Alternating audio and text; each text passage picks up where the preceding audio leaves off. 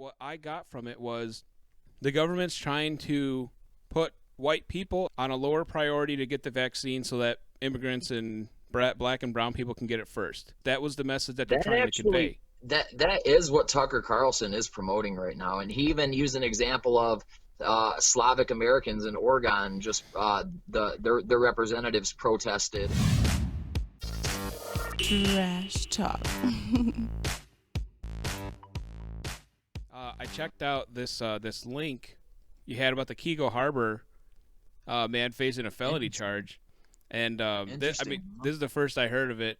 So, I just saw it on Channel 7 News. My attorney kind of broke the silence a few days before. He just said, "You guys won't believe my next new case," and then some people kept pressing him, and then in the comments he just put, "I'll just put it this way: it involves felonious licking of an envelope." Yeah, I'm going to play a little bit of this clip here. Thank you. Can you hear it on your end? Christmas, there are still a lot of families in need. In tonight's seven okay. upfronts, I don't think I have the sound routed properly for you to hear it. Mr. Carey, I'm not yeah, concerned. it's recording. Thank you for but, having me. Yeah. Oh, this isn't even the right video. Let me refresh it. It was the very beginning of Channel 7 News. Like if you could somehow restart their broadcast, they kept giving me a live version. Health and life were in danger due to the actions. So this lady's saying, right here or actually, I can put on closed captions too. That man says their interaction has been blown way out of proportion, and he can't believe he's facing criminal charges. Complete and utter shock. So yeah, that's this fella. What was his name? Is that the election clerk? Well, this is the guy that was trying to vote. Oh, okay. Yeah, that's right. Okay, I do remember seeing him once. Yeah, because I pretty much have only read Channel 7's version of it. Yeah, and this is from Channel 7. Okay, so it is Channel 7. Yeah. I only saw it one time, but I read it a couple times. Yeah, actually, I think I know how to get the audio in for you. If you just give me a second here, I can get it going. I'm going to turn this video on. Felony charges after allegedly saying, "Here's some COVID for you," according.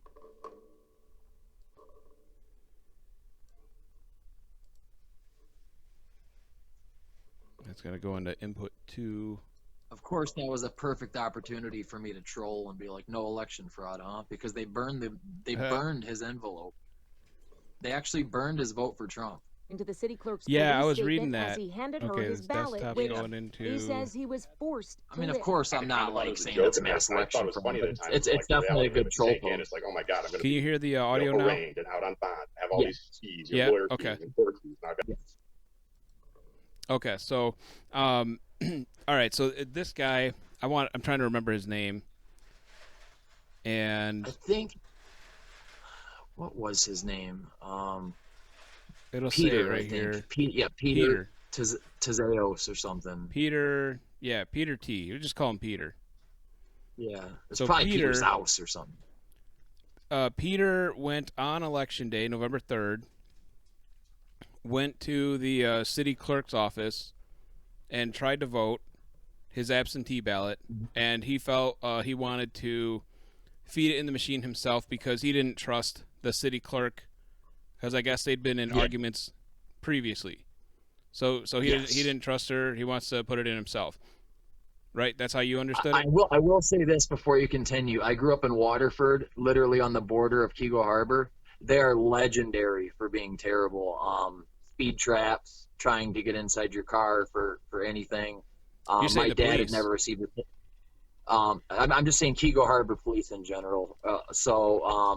It doesn't surprise me that this is Keego Harbor of all cities. It's a very small municipality right next to Waterford.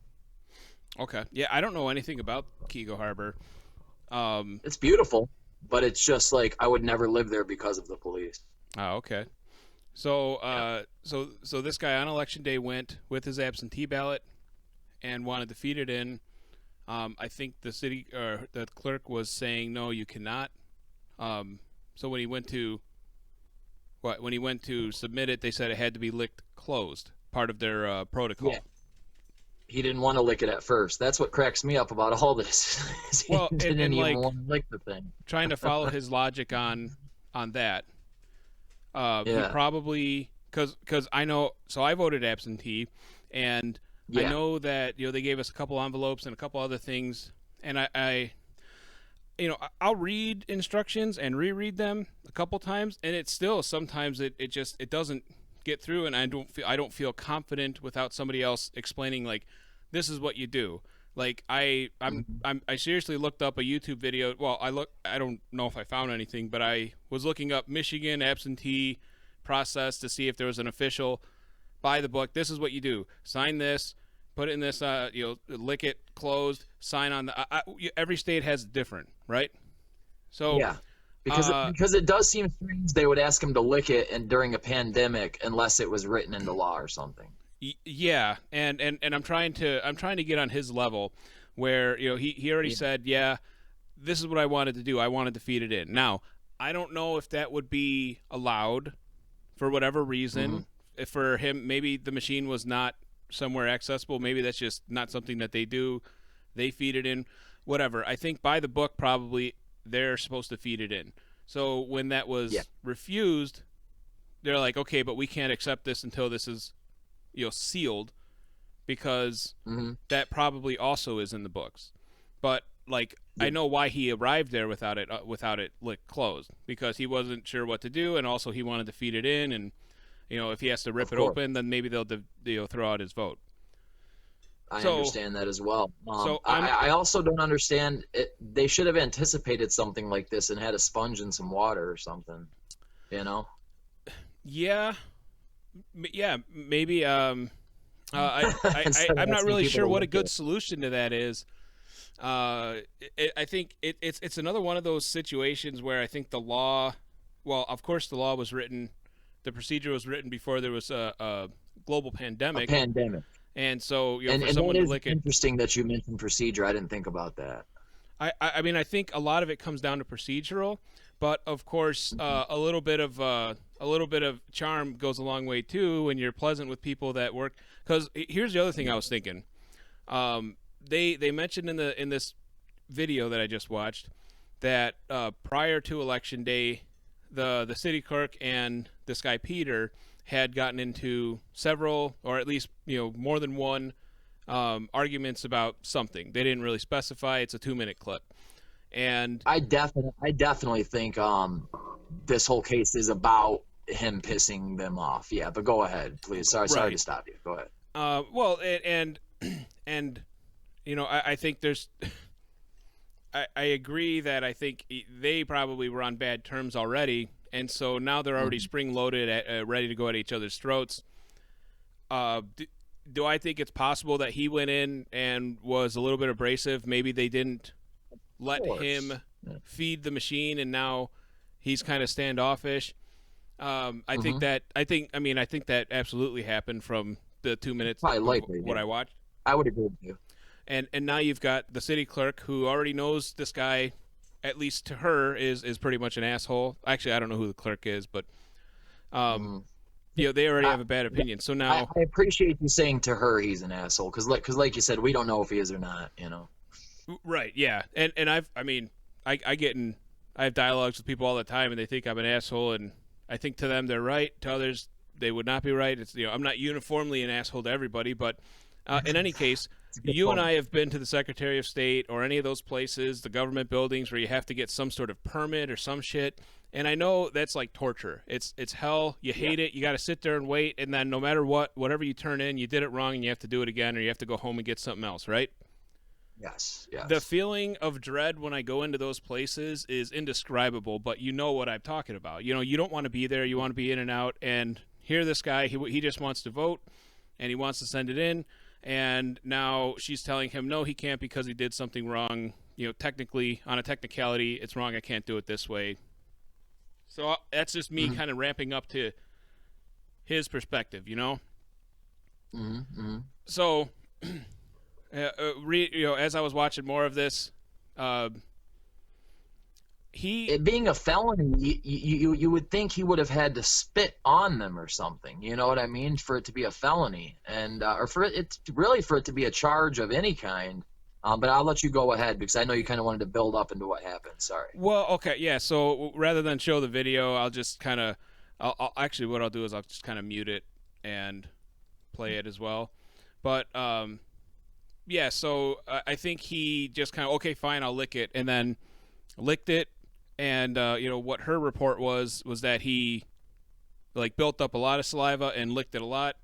And I mean, said something like, "Here's your COVID" or something like that. Like I guess they don't have the exact term, but he even said in the video. My attorney saying he allegedly said something like that, but yeah, somehow the exact what's his name, Josh, the attorney, Nicholas Somber. Nicholas, oh yeah, Nick was careful to say, oh, he allegedly said something about COVID, but then the guy in the video was like, yeah, I made a COVID joke, or in the maybe it was the article. He admitted it.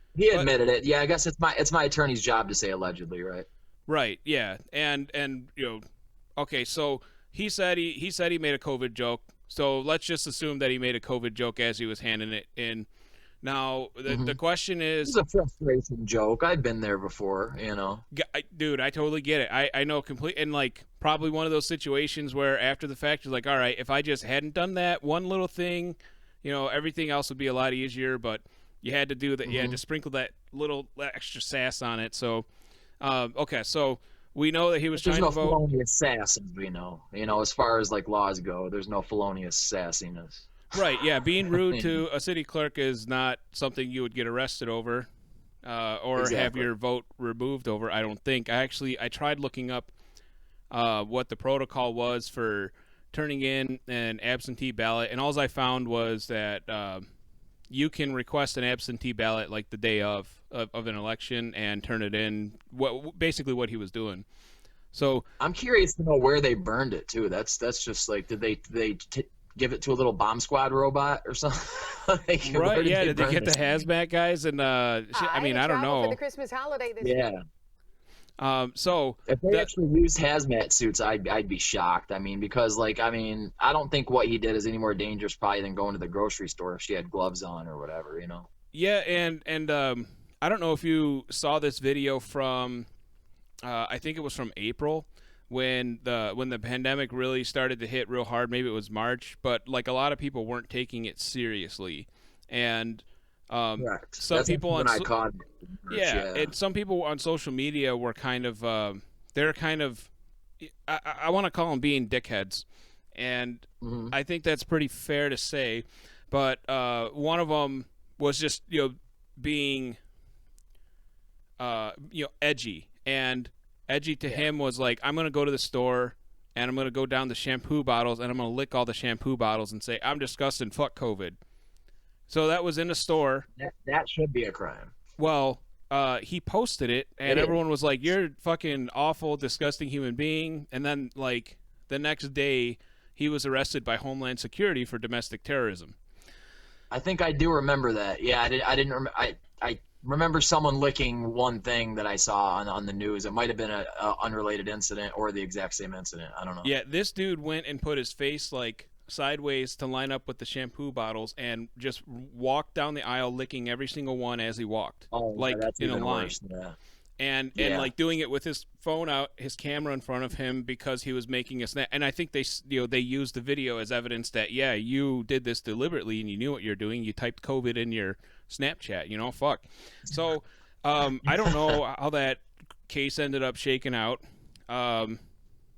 Do we think is the charge of domestic terrorism a fair charge? Is that or is it a little bit too much? Because it was like, it was a joke, but we don't know.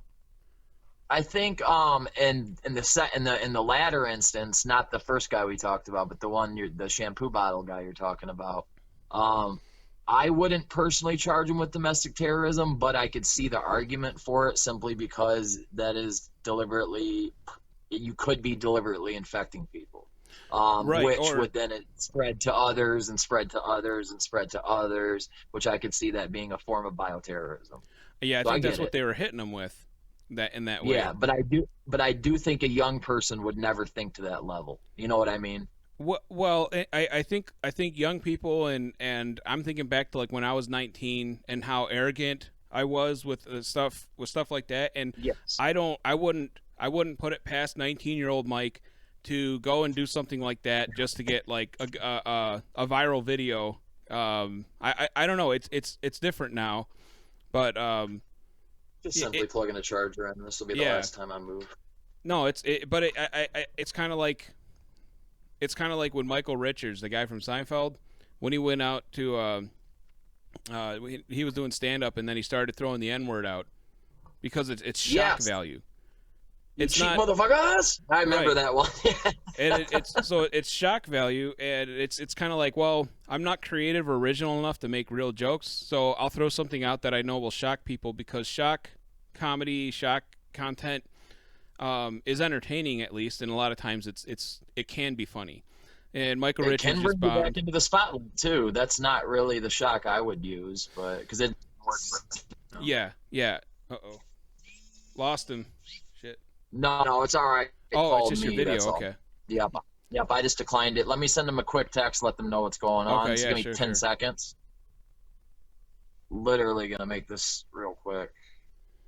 I'm trying to look up what he was charged. What this guy was charged with. This Peter fella. Some felony.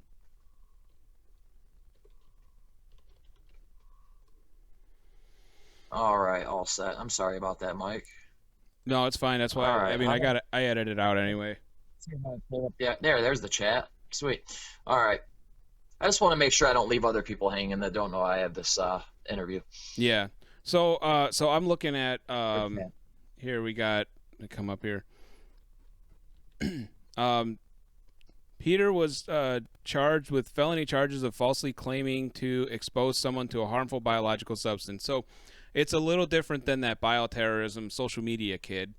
And I'm definitely not familiar enough with the law to know what that's all about and how that lines up. I'm wondering. Let's say that this was too. I definitely think that there should be a charge like that on the books that exists, but not for a situation like this. And I think personally, I think it's going to be really easy for Nick to get this guy to walk. And I think Nick said it the best way before he broke that news of what the actual story was. He said Oakland County just doesn't know when to. And then he just put ... meaning like they don't know when to stop. So what do we think? What would you think is, if this is a bit of an overreach? Let's say so we've already established that he basically admitted to making a COVID joke, and now with a disease that can infect and kill people, and understanding that even if you don't believe that it's that toxic, there are other people that do. So if you want to treat it like the religious point of view, and you want to just, if I don't want to believe it, but I'll respect that you believe it, so I'm not going to go out of my way to tell you that God doesn't exist or whatever. You know what I mean? So he was like he made a COVID joke, understanding that probably this would trigger this lady because he was frustrated and upset. So I get why he did it. What's a fair charge? What's a fair reaction, I should say, to somebody that does that if you don't know for sure that they have COVID or not? I would say a fair reaction in that situation would be, well, for one thing, part of the responsibility would be on the city for asking someone to lick an envelope and not having, something to moisturize an envelope, as opposed to prevent the whole situation. I mean, I don't disagree that could have helped, but if the procedure is that they can only accept them with it being sealed, there's nothing to stop the guy from going besides a mild inconvenience. You can go to the Speedway and get some water. I mean, there's options. That's true. No, that's true. But like I said, for some reason they made him lick it. They wouldn't. It seems like they wouldn't allow him to do anything like that. They wanted him to lick it, and they wanted him to remove his mask to lick it. And that's when he started to be like, he doesn't seem like he's the mask wearing type or supporting type. I'm not sure if he is or not, but I'm sure he would have thought what I thought at that point. Like, what kind of rules are you guys setting here, and what kind of precedence is this? You guys are saying we have to wear masks, we have to be very careful, yet you're making me, not asking me, you're making me, if I want to vote, remove my mask and actually lick this envelope. And if I lick it too heavily, and say something that you don't like, I'm now going to be picked up on felonious charges. So the reason this is so serious is because, like, if this sticks, then this sets a precedence in the court of law, and precedence basically means that is what they will start doing from now on. That's why they always look up old court cases, and for examples on how to get people off. They look up precedences, meaning the first court case in that situation. So this is something that, in my opinion, is really important, even though it doesn't seem like it. Like Nick has to get this guy off, otherwise it's going to set a precedent to where police can just nab you up for just about anything. You say the wrong thing, or I think that's a direction wrong. I think that's kind of overgeneralizing it. Would you say somebody threatening you with a gun that you don't know is not loaded and holding you up at gunpoint? Is that supposed to be a greater or lesser threat than somebody who does the same thing with a loaded gun? Well, it's absolutely the same threat, of course. And how is this any different? Because the lady doesn't know that he has COVID. He might not even know that he has COVID, or if he does or doesn't. He just assumes he doesn't. Well, because I think any reasonable person here should never want to involve the authorities over something so petty. And then also something so petty, you have to understand if he's actually infected, that could ultimately lead to her getting infected and infecting her family, and her or somebody else that she knows could die. It is a lethal disease. But let me ask you this: were they taking temperatures at the poll stations? I don't know. I don't think I saw anything like that. I can't remember if they took my temperature or not, actually, because I've had it taken so many places. But the reason I mentioned that is because that right there, she wouldn't have to worry if they took his temperature. But what I am more upset about is, in my opinion, let's be real here. They have history. He was obviously saying that in spite of the fact that he didn't like their policy, and he did leave. He didn't cause any more of a scene. She obviously could have easily made sure she didn't touch that envelope after he said that. They burned it. They burned the man's vote. I think that's punishment enough. I don't even know if that's legal, actually. Nick might countersue on that one. I don't know. I don't know how that would land. If that would be, if having some sort of that is actually a good question. How that would line up? Even if it found out that he had COVID and it was spit on it, are they allowed to destroy a vote? I don't know. It's a good question. Just personally, even looking. I mean, I know looking at the man. I mean, a lot of crazy people can dress nice and everything, but looking at the man and hearing about the incident and everything that I've gathered, I just personally think that this was just a petty incident and the lady took it too far. That's my opinion. I agree with you on that. I think actually probably both of them kind of had, like they said, they'd gotten in a few arguments previously, and now it's he's made mistakes. Yeah, she's working. This motherfucker is showing up, and probably I can't imagine he was terribly pleasant to her. Maybe at the beginning, I don't know. Probably. But for it to escalate to that, yeah. So now I think you wrote. Let me see if I can find it.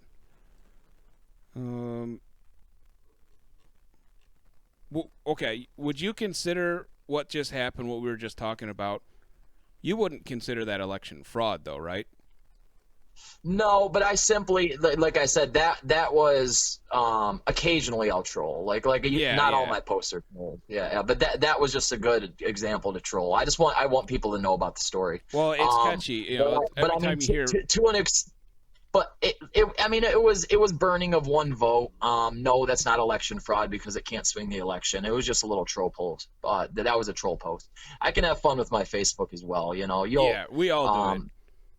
If anyone says anything in the comments, I'll be the first one to admit it's a troll post. Yeah, but that's So no, I don't consider that election fraud. Even though I do not think they should have burned the man's vote. I mean, if anything, They should have called them back and tried to get them in there. Well, I think what they do with absentee ballots, or I'm sorry, maybe the day after. Isn't there a way to still count his vote after November 3rd? I think, and I don't know if this applies to this area specifically, but I think I've heard.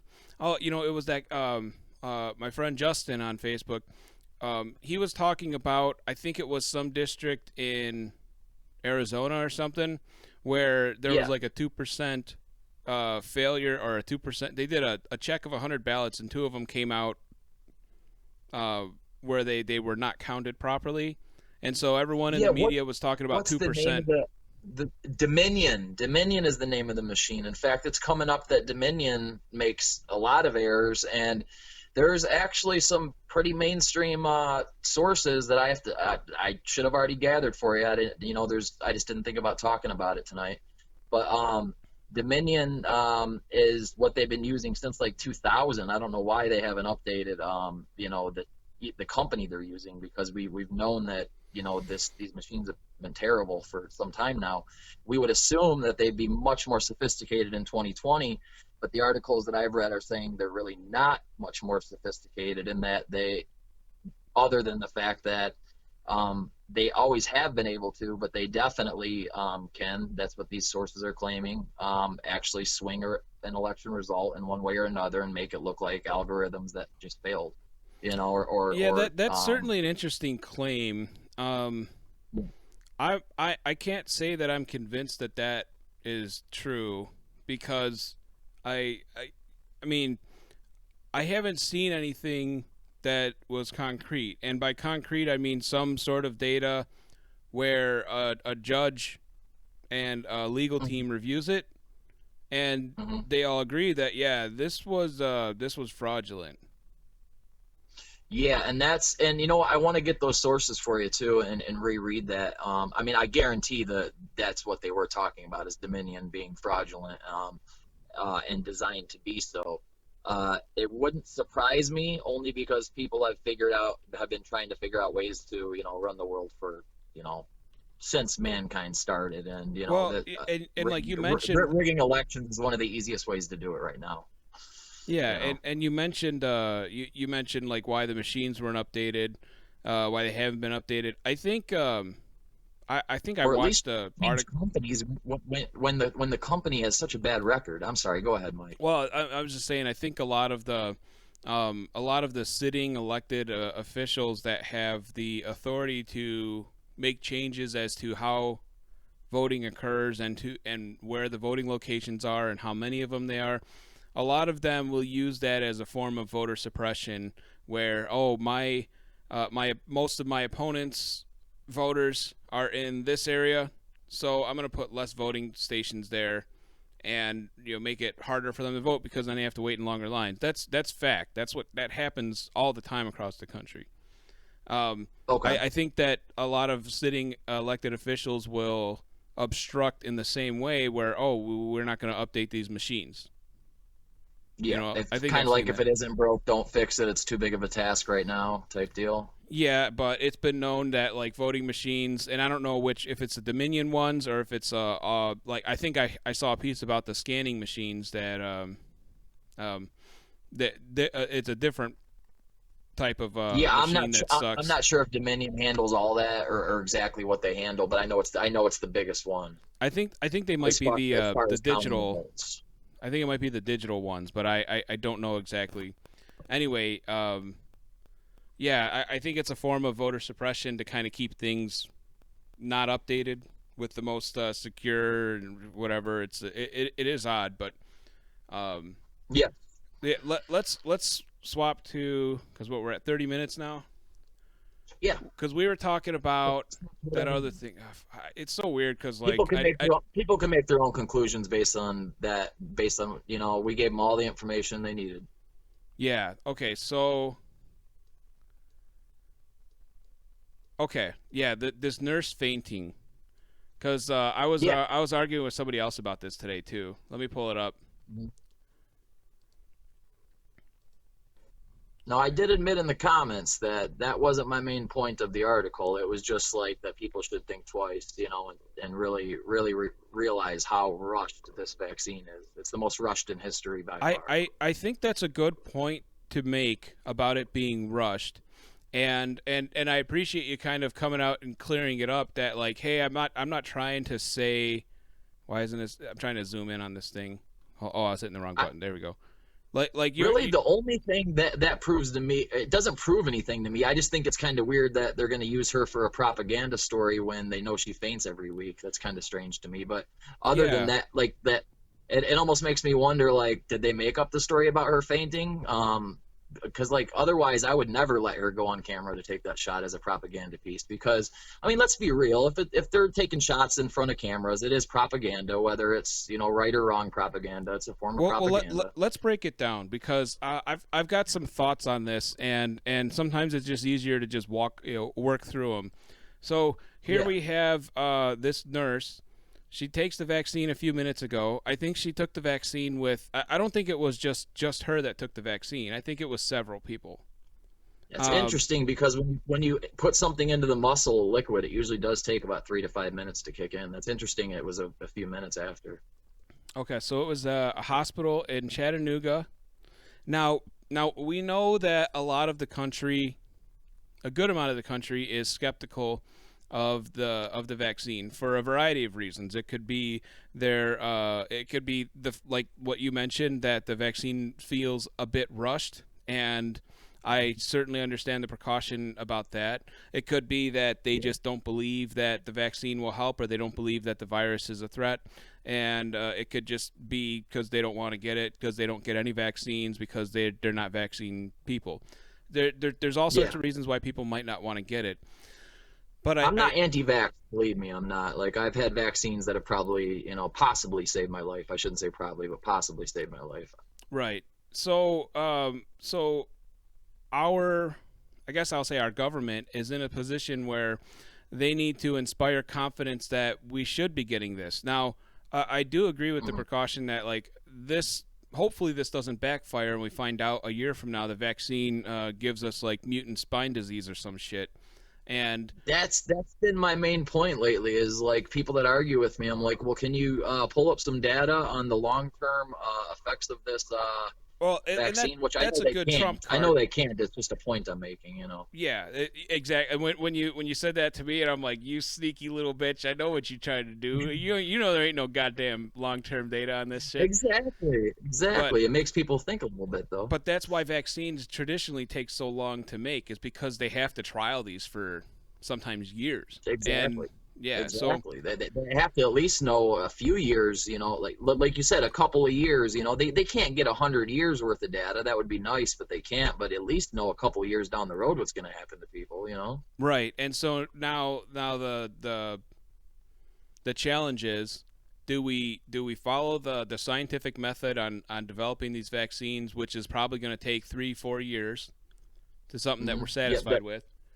I believe the mumps vaccine was the quickest ever created besides this, and that took 4 years. So 4 years. That's right, Okay, 3 to 4 years. Yeah. So if we assume that it's a 4-year period to get the vaccine for this, can we as a country function, considering how rough the last 8 months have been, with people making biological threats, whether it be in the grocery store, in the shampoo aisle, or a frustrated fella at the voting at the city clerk's office. A lot of people are going stir crazy, being locked up. A lot of people are complaining and protesting and even rioting because of being locked up. So it's getting used to not working too, and that scares me. Yeah, people not working, businesses losing money, and then Congress just fucking gave us all $600, or probably going to give us $600. Thanks a fucking lot. It needs to be a little bit more than $600 is like that'll buy some groceries for a month. Right. And how many people are 6 months behind on rent because they haven't worked? Fucking thanks for $600, you prick. But anyway, I know. So is the risk worth it by rushing the vaccine and pushing people to get it? Like, would you say it's worth it, or should we have hunkered down for another 2 years? I could give you two different answers based on the first answer. I'm just going to give you based on how I feel. I feel we should open up the country, and I'm not repeating Trump or anybody. I just feel that even though I do believe COVID-19 kills the elderly at a relatively high rate, and we should protect that. Everybody's life is just as valuable as a newborn child's. It doesn't matter how many years you have left on this earth, because we never know when we're going to go. So I do want to protect the old people. Absolutely, I do. But at the same time, I also worry about that our basic needs, if this economy fails and we have hyperinflation like Venezuela or Austria did, in the 20s, I believe it was, or something like that, our basic needs would not be met. Then millions of people could die. Civil wars could break out. Really, I mean, things have been good for a long time in this country is what I'm trying to say. And people have come to not believe that we could ever lose what we have, as far as our comforts and as far as our basic needs. Yeah, gotten very used to it. Exactly. So I'm really worried that, I hate to use the term like the cliche, the cure can't be worse than the disease itself, but I'm just worried about economically what it could do long term. Because like you said, they're like doubling our debt just to give us, $600 and then $300 on top of unemployment here and there. Like, it's crazy. It doesn't really make sense. Like, yeah, I love the extra money, but it's going to backfire on all of us down the road. Like, well, I think mathematically speaking, that's what some people think. There's a lot of people that have that think otherwise. That think, well, like all the other first world countries, if we paid everyone, and I mean everyone, even the millionaires, because it's not with the amount of millionaires and billionaires that there are, it's a drop in the bucket. But just everyone gets $1,000 a month until we can open up fully, okay? And now also there's people, first line workers, essential workers, they still have to maintain because everyone still needs to eat. So people need to work at the grocery stores. Those people should not only get their regular pay, but they should get a hazard pay as well. Plus, a little extra, yeah. Plus the money that everybody gets, no matter what, the $1,000 a month extra, and then just everyone gets free health care because of this fucking pandemic. Even if we want to go back to after that. I actually am for universal health care, surprisingly, as a conservative. I'm a moderate. That's why I'm not a conservative, because of things like this. I'm for universal health care because, Mike, me and you and everyone else are all going to be under the knife someday, so there's no point in privatizing that industry. You know what I mean? Yeah. We're all going to the hospital to die, hopefully, unless you die a horrid way. We're all going to the hospital to die or get surgeries before we die, or while we're even youthful. I guess the reason I said I had two answers for you is I agree with you 100%. If we're going to keep the country closed, then I believe, yeah, we have to take care of the population financially, because it's kind of weird. Like, Michigan is supposedly one of the most closed down states, but it feels like we're closed, and then it feels like we're not closed, depending on what industry you work in or what industry you visit. You know what I mean? Yeah. Because you can still go do all the shopping you want. You can go to bowling alleys, but you can't eat out and you can't go to clubs. It's just really strange, like they just pick and choose. There's definitely a restriction that's disrupting a lot of people's way of life, and like I understand why people are frustrated. And like we empathize with that. It sucks. There's not a lot we can do about it. But what would be a reasonable decrease where you think it's fair to open everything else up again? A decrease in cases and deaths, even just in Michigan. Because right now I would have to have the stats right in front of me, and then I would have to really study on whether or not herd immunity is going to work in the long run or not. Herd immunity is not going to work with this, because there's so many people that are refusing to take the vaccine. If you just go by the numbers, it's not going to work. Well, what I mean by herd immunity is, as long as this thing doesn't keep mutating through like minks and things like that, which I guess that I don't know if you heard of that story. Yeah, I did hear about that. I didn't want to read it. It made me sick. Yeah. So as long as it doesn't keep mutating, by herd immunity, I mean, like, for instance, I got 3 tests done. I got 2 COVID tests and a serology or antibody test, where the whole point, they would have never gave me an antibody test if at the time, and still many doctors still believe in antibodies because that's what a vaccine essentially does. By herd immunity, I mean people fighting it off, and eventually the vaccine, there won't be enough hosts for it to jump around for it to survive anymore. That's what the old definition of herd immunity is. Without a vaccine, people developing natural antibodies. Herd immunity does apply to the vaccines too. It's just a way to grow it quicker. Exactly. So I would have to look at the data and look at, like, for instance, Denmark. I've only heard of the United States reports on what's going on in Denmark. The reason I bring up Denmark is they were one of the only Western countries, if not the only one that I know of. Well, they're the only one that I know of that did almost no protocol whatsoever. Schools stayed open, everything stayed open. There was no shutdowns whatsoever in Denmark, and that's because they believed in actual herd immunity. Now, I saw it in NBC Nightly News. I consider them all the same, but I saw on NBC Nightly News about a month ago saying that that experiment was failing and that they're considering locking everything down in Denmark. But again, that's the United States view of the news. I would have to look at all the studies from a non-biased points of view. You know what I mean by that? Yeah, I usually try to read the same data from different articles and try and see what data actually gets through. Exactly. And I haven't studied Denmark enough, and I should actually, because that is that'll tell us right there whether or not herd immunity is working, other than the fact if they didn't shut down travel, I guess that would be a variable in the situation, because there'd be people coming and going from Denmark from different countries, Yeah. So there might be some variables that may or may not prove whether or not herd immunity would work, but it gives you a good idea of whether or not it's working. Now, I do believe something like that would take a year or two. The only reason I am for a policy like that is because I'm so afraid of a fragile economy taking on this much debt. I'm really afraid of that, Mike. And I'm also afraid of a lot of industries dying and things like that, and there just not being enough jobs for people.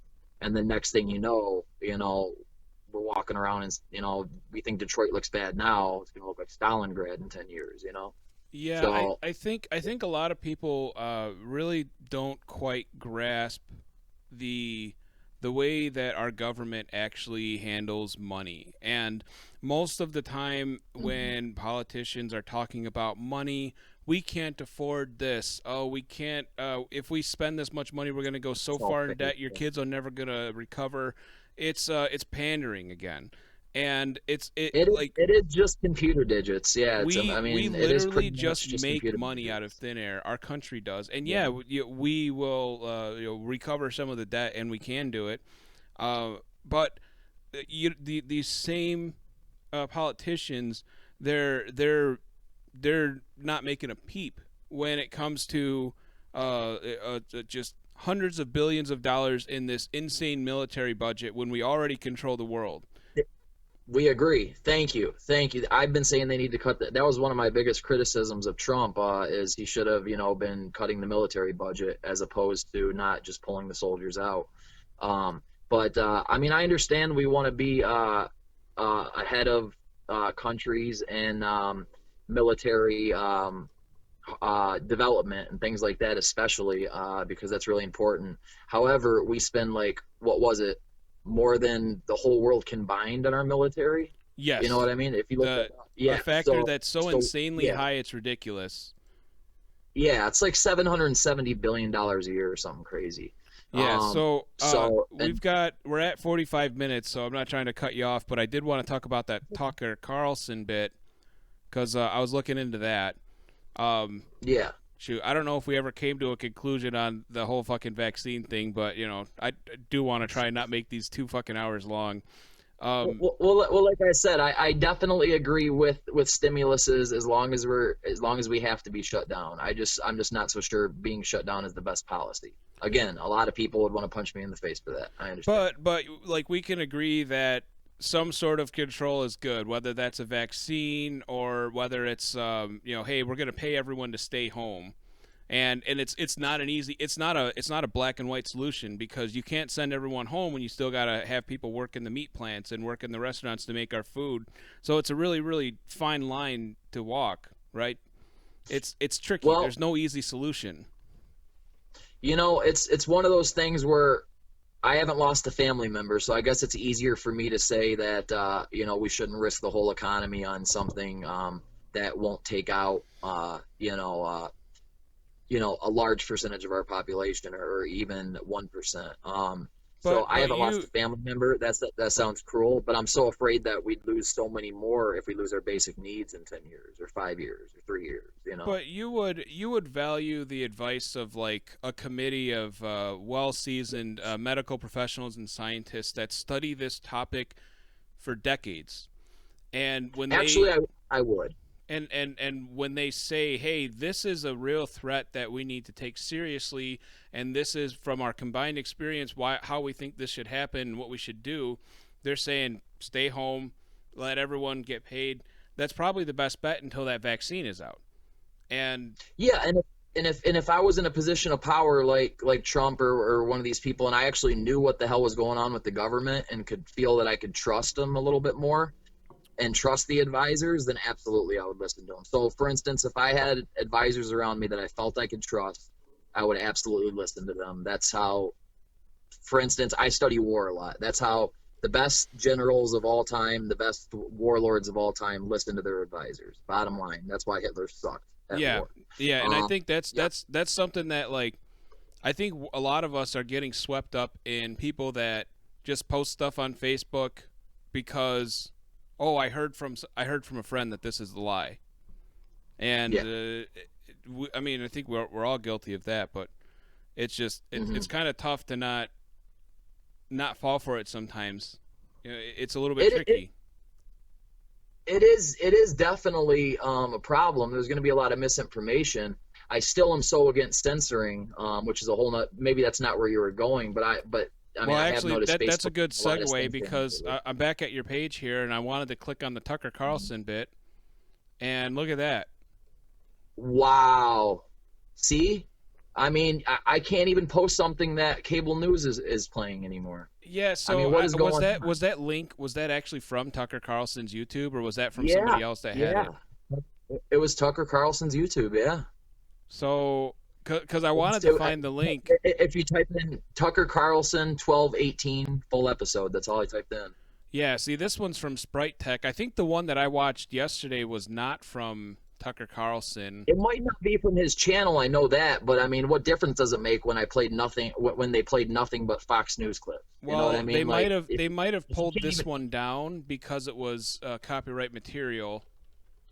What did it say they pulled it down for? It doesn't say. It's just blank. It was just gone. Let's see. It'll tell me. I'll let you know after the fact. I'm assuming, Mike, because they have pulled Tucker Carlson's stuff before. I'm assuming it's because of what it's about. I wouldn't be surprised if I'm actually like flagged right now by Facebook and they're looking at what I'm posting. I think you're definitely flagged by Facebook. Yeah. I mean, that yeah, last video we did was not I'm on the no-fly list. Yeah. But, I mean, that last video we did was not abrasive at all, and it's not like, what the hell is, oh, that's your phone. And they still put that shit down because vaccine was in the title. Oh, yeah, see, that's the thing. If I put vaccine in the title, then some robot or some person's going to look at it and pull it because it's Tucker Carlson and he spreads disinformation, they say. But, I mean, that's the thing. Like, we're not even allowed to have differing opinions anymore. It's like if a so-called expert says something, then that is what it must be. You can't have a different opinion. If you try to have a different opinion, then we're going to just ban you. And the problem is that's why I wanted to mention the dark web to you. Nobody understands that only 5% of the world's web traffic is what we can see. That's what Google, YouTube, and all these big not YouTube, but that's what Google and all these big companies that own the ClearNet basically now allow us to see. I learned recently that 90% of the world's web traffic is through the dark or deep web, which is accessed via a Tor browser and preferably a VPN if you don't want the feds to look at what you're doing. Both, actually. The Tor browser, yeah. A Tor browser alone is supposed to stop it, because that was, that's got the technology that the Navy developed to encrypt. But a VPN just makes it even harder for them to get in. I guess what I'm trying to say is, unless you're like some big, killer fentanyl dealer or something, there's no way they're ever going to trace you with a VPN and a Tor browser. Anyways, a Tor browser is simple as downloading Firefox. Anybody can go on the dark web to just look around without a VPN. Right, and there's nothing illegal about looking at stuff on the dark web. It's just some people do illegal things on the dark web. Exactly. And I guess the point I was trying to make, I rambled, thank you for stopping that, is that people are using the dark web in countries where people are being suppressed of free speech. People are using the dark web in countries like China where they can't access things that they'd be able to access in America, for instance. There's a lot of reasons to use the dark web. And in my opinion, the fact that the ClearNet is basically owned by, a conglomerate of Silicon Valley companies right now that have the same agendas in mind, in my opinion, most of them, of course. I think that it's not going to happen, but the only rational thing we should do is move over to the dark web and say, screw you, and give a big middle finger to these, companies like Google, and Facebook and all these companies trying to censor us. Unfortunately, I don't think it's going to happen ever, because the dark and deep web has been so demonized now because of drugs. Which is probably was their plan to begin with, to make it seem like only drug dealers visit that. Yeah, that's a common tactic. But let's go through this piece, because Tucker covered it, and then my friend Alex was talking to me about it from a New York Times article.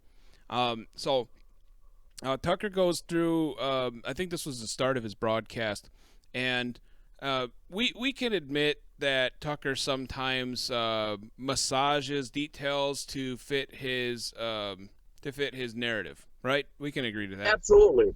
I've even seen a segment or two before that I cringed, like when he had that Chinese virologist on there without, she could hardly even speak English, and I feel like he didn't even do his homework on who he was going to be speaking to and stuff. It was cringeworthy.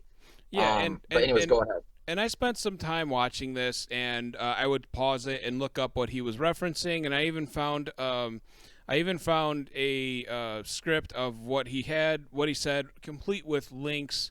And I don't have it with me now, and I don't think we have time to go through it anyway. But it's okay. I'll say that there were some details that are inarguably accurate, like 100%. This was said, this was reported.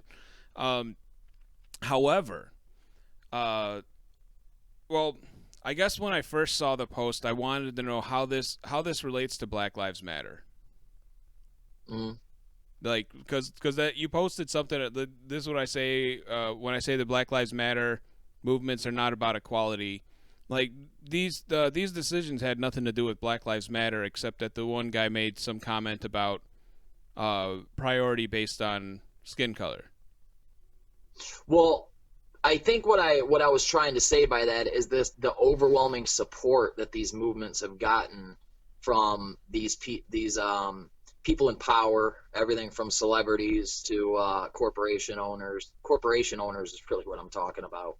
I don't want to mention what company my mom works for, but it's pretty much the biggest company in Detroit, owned by the biggest billionaire in Detroit. So you already know what company. But and you wouldn't believe some of the emails she's gotten on being told on how to think, on how to vote, and definitely on how to back the Black Lives Matter movement. So I guess what I meant by that is, there's a bigger agenda going on here, and that is exactly what I meant by that. There's a huge agenda going on here, and Black Lives Matter is just one part of it. They're using race as a propaganda tool, is all I mean by that. That's the short answer. So one of the quotes that came out, which is I think basically causing this this story to kind of get so much attention, was the one from Dr. Schmidt from, I think he's a professor of like ethics, PhD, professor of ethics at University of Pennsylvania. This is I don't know exactly if that's accurate, Is but he the second guy, the chubbier guy? No, I think I saw a picture of him. But okay, he interviewed first he interviewed a gentleman who was the one of the heads of the Ohio Coronavirus Task Force, and actually he agreed that this was being distributed based on race. Not entirely, of course, but in some cases. So hold on. And then he interviewed an author afterwards. Go ahead. So here's where I have a bit of an issue with how this was reported. Okay. There wasn't enough time spent explaining how the CDC, it's not the CDC. It's an independent committee that was built by the CDC and the Department of Health, Health and Human Services. They cherry pick these virologists and epidemiologists, and it's a committee of 15 people that put together guidance, and they weigh it. And they deliberate on it, and then they all vote based on what's the best path forward. Then they award. Well, they don't. I was going to say award. They deliver that guidance to the CDC, saying, "Hey, we as a committee agreed on this. This is how things probably would be the best in order to have the best impact. And the best impact could be the least number of deaths, or it could be the biggest decrease in infection rate." And that was something that they were toying with. This guy, Dr. Schmidt, said something about like, oh, most of the older people are white, so if we went to essential workers first, the majority of them, there's a higher majority of them that are not white, and that could even the playing field a bit. And that was just, I think that was a very, very, very reckless way to put it. Because now it's basically correct me if I'm wrong, but did you understand the way Tucker was saying, the way Tucker's message was? If you had to summarize it very, very, very quickly, very short sentences, it sounds like the government and this committee of doctors is saying, or the CDC is saying, that we absolutely have to give not white people the vaccine first. Exactly. It should have been explained a little bit better as to where these policies are going to be rolled out. Because I mean, any common sense person knows they're not just going to be like, you're white, you can't have the vaccine. You know what I mean? Like, yeah, but we're talking about Americans here. That's not our strong suit. Common sense. Well, that's true. That's true. And that's what scares me, because like I've been, mentioning lately, Germany was the most advanced nation in the world 80 years ago, and look, or 90 years ago, and look what they fell for in the 30s, So it's like, if we don't consider ourselves the most advanced nation in the world, then we better watch out what we're falling for. But even if we do, we better watch out what we're falling for. So when you watched this, what was your awareness of how the distribution was currently taking place? And based on what Tucker was reporting, what was your understanding of how that was going to change? No, I'm going to say this, because I know where you're going with it. I agree there was some fear mongering from Tucker, and there was not enough overall explanation to make in layman's terms. That's the easiest way for me to put things. Well, and I'll say I didn't know what the process was until like I was watching this, and I'm like, well, I don't know. And then I started reading about it, and like that committee, I'd never heard of it before. I'd heard the CDC providing guidance to the local governments, and that's about as much as I knew. So, and I think Tucker knows that his audience doesn't know, and they don't care. Who's going to get it first? That's what some people care about. And my issue with Tucker is basically that he knows what he did. He basically sent this message. What he was broadcasting was, if you're white, you're going to be behind a black person to get a vaccine. And that's what he's telling everyone to be afraid of. Well, I think, if he's getting a gentleman who's the head of the coronavirus task force in Ohio to agree with them, there's definitely some policies where I think that's going to be happening. And I think what one of the things he mentioned was they were talking about, and I'm not saying that they're implementing it, but they were talking, this committee was, one of their ideas was maybe we shouldn't dole it out to old people first, because old people, a large percentage of old people in this country are largely white, which I thought that was strange, because I would assume that there's a lot of older black people as well. But that was an actual quote. That was one of the quotes as well. And I can explain that if you give me a minute. There was a 35-page slide by a Dr. Dooley or Dooler. I can't remember her name. Yeah, Kathleen Dooley. Yeah. Yes. Tucker mentioned the report. She's not part of the voting committee. I think she just reports and gives like a collection of data. One of the issues that committee has to vote on is what's the best way for the most significant impact. And as I mentioned earlier, is the biggest impact to decrease the number of deaths as fast as possible, or is it to lower the amount of infection rate in the shortest amount of time? And they ran projections on prioritizing different groups, whether that's the elderly, the essential workers, or just I think as like a I think they did black or brown people too. No, I don't think they did it that way, but but they recognized that essential workers tend to be younger people and working in the jobs that get paid less, which the data shows it tends to be a higher percentage of black and brown, non-white. So they did also acknowledge that in this study, the elderly are weighted more proportionally towards white people.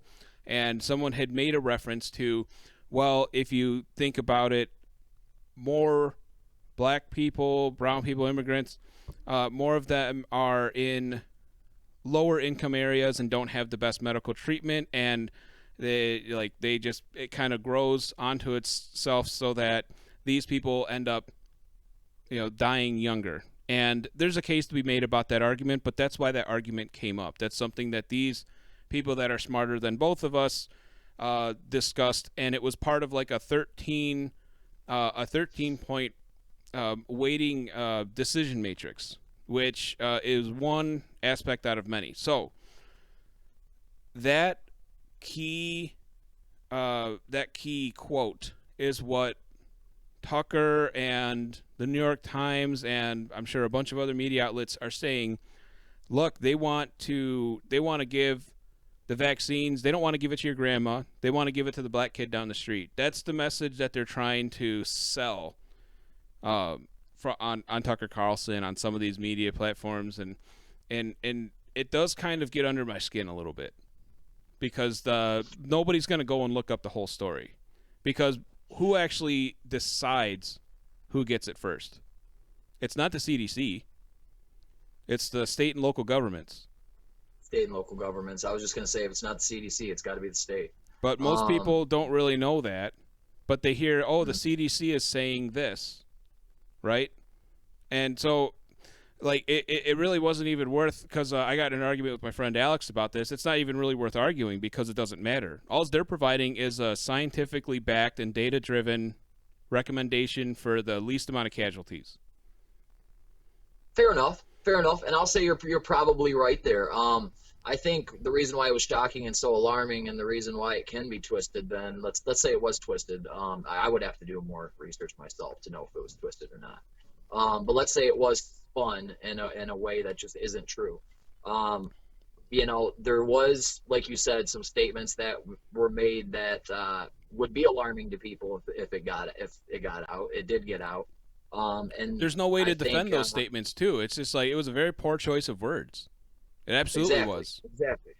And so it's gonna create it's just gonna make some people think that they here's my main thought. There's been a lot going on this year already that has caused certain groups of people to feel like they're being targeted. For instance, blacks probably in some instances, even though I feel like they're being less targeted and they have more strength than ever as a whole. Some probably still feel like they're being targeted, and some are probably. I mean, I'm not from Alabama, so I guarantee some blacks are being targeted. just like people like me who, you know, got beat up at a riot for just driving home, or beat up at a protest that, you know, it was a protest overall. Our car was the only casualty. So I guess what I'm trying to say is, you know, people from my point of view, when they see those words, it's going to be very alarming to them, is what I'm trying to say.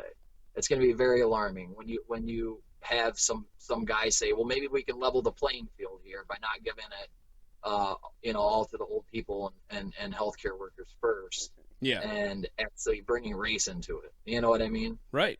No, I agree with you. I think when they see those quotes and when they listen to how people like Tucker explain the quotes, and then they get somebody to come on and say, yeah, I know how these committees work. That dude said that. It's fucked up.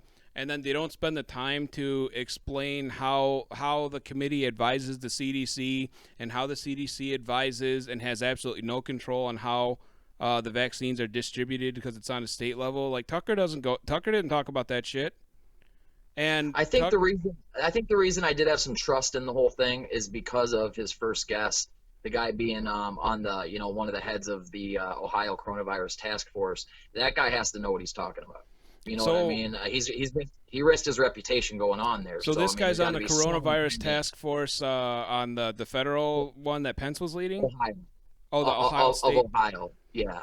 So that's still a pretty big honor. You know what I mean? wish we could pull it up because I want to see it now, and maybe we'll find it later. But do you remember if that guy mentioned anything about how it gets distributed based on the state's decisions and not the CDC? I don't remember that in specific. I just remember him specifically saying race is a terrible way for them to even consider. But I think that you would have remembered if he had said something like that. So why do you think that neither Tucker nor his Ohio task force member, and he had a second guest, right? Why do you think none of them mentioned any, like, how it actually gets distributed? Well, because the policies may not be fully implemented yet. What policies? It's, you know, as far as how it's being distributed, it's you know, they completely up to the exactly state. Yet. Okay, so it is up to each state. Okay. Now the CDC you know, will advise the state. I can't say for sure because I don't know if he did mention it at all. The message I got, and this, I usually do this whenever you or somebody else sort of points an article out to me, is I'll take a look at it at a glance, and I'll take like a 10,000 foot view, and I'll be like, okay, if somebody's just scrolling on their phone and they just see maybe just the first or second sentence, or maybe like the title of the YouTube page. I watched this one, buddy. No, go ahead though. I'm like, what's the message that they're trying? Because especially someplace like Fox News, they plan exactly the message they want to send out to everyone, that they want to broadcast in a single thumbnail and a single title. And when I looked at it at a glance, what I got from it was the government's trying to put white people, especially your grandma, on a lower priority to get the vaccine so that immigrants and black and brown people can get it first.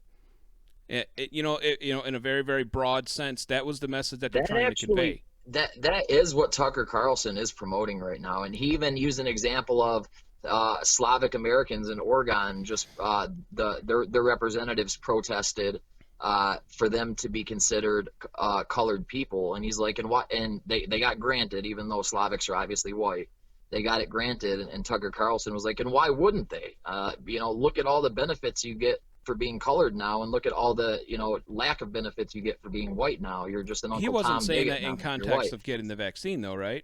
He was saying that about something else. He was linking it to it. He was basically just saying, and I'm very careful in how I say this because, I don't want to come off as a bigot, but what he is saying is that white people in general are under attack, and that we're not able to defend ourselves because we should feel so bad about what our fathers did, or what our fathers did, because, some of that was still going on in the 60s, the Jim Crow laws and stuff. I think you're right that is Tucker's overall message, because he knows his base, it has that underlying fear of, oh, well, it's not my fault slavery happened. I wasn't even born yet. My grandpa wasn't even born yet.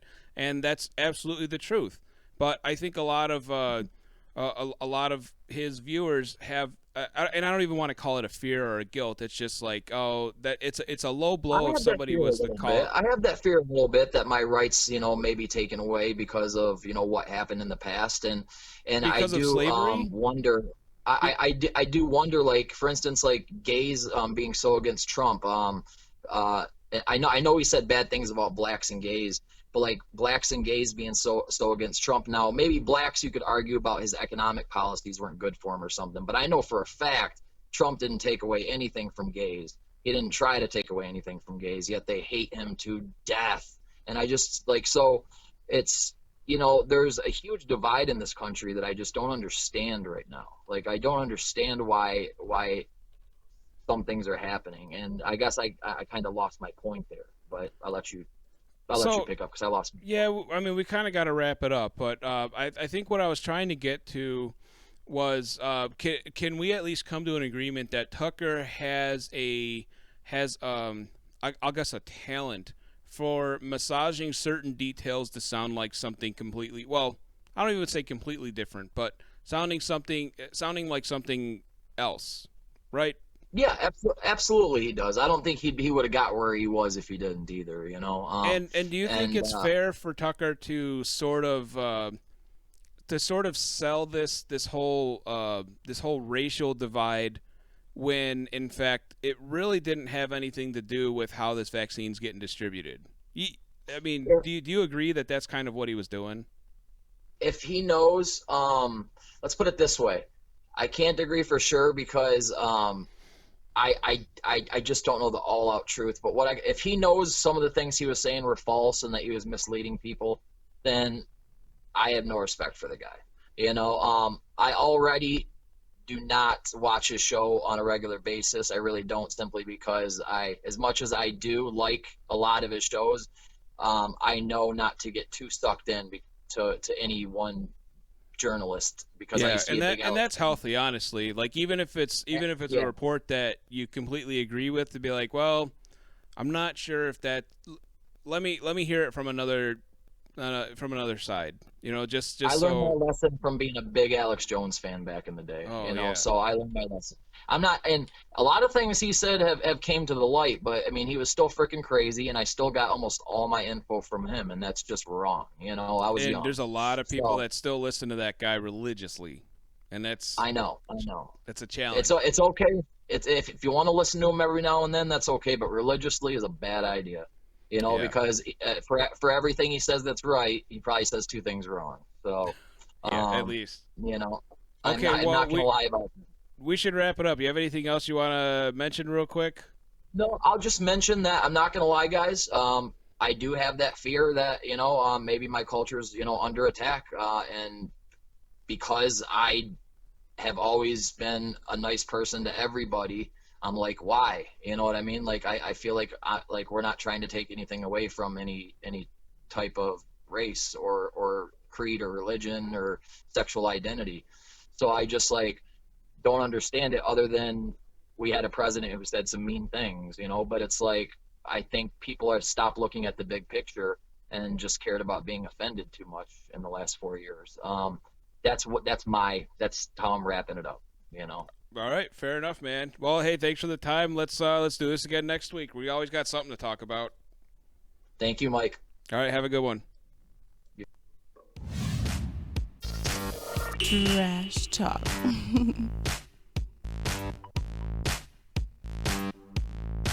All right, lots to digest there. Lots to digest. We're gonna hide that.